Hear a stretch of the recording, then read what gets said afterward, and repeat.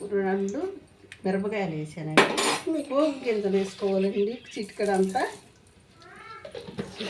పోపు గింజలు చిటికడంతా వేగుతున్నాయండి. కాకరకాయ ముక్కలు వేస్తున్నాను.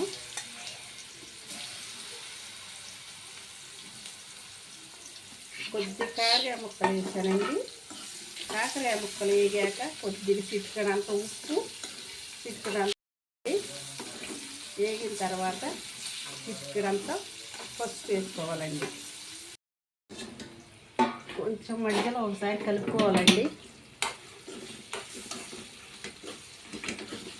కొంచెం మగ్గాలండి.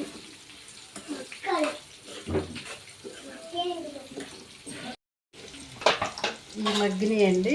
కొద్దిగా ఉప్పు వేసుకోవాలా, సాల్ట్, చిటికడంతా పసుపు వేసుకోవాలా. పసుపు వేసుకున్నాగా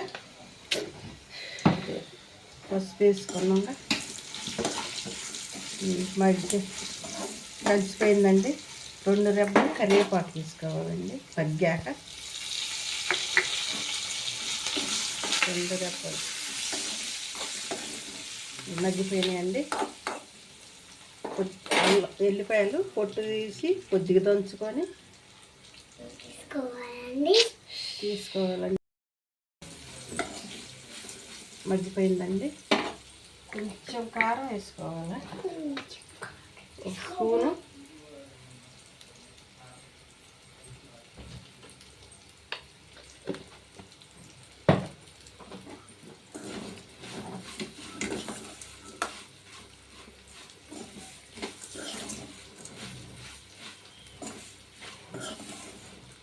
మగ్గిపోయిందండి. కాకరకాయ రెడీ.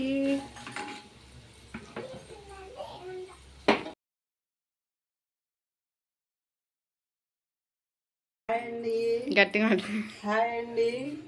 కాకరకాయ కూర చేస్తాం మా మనోడికి. ముందులో గ్యాస్ వెలిగియాలా, తర్వాత కళాయి పెట్టాలా.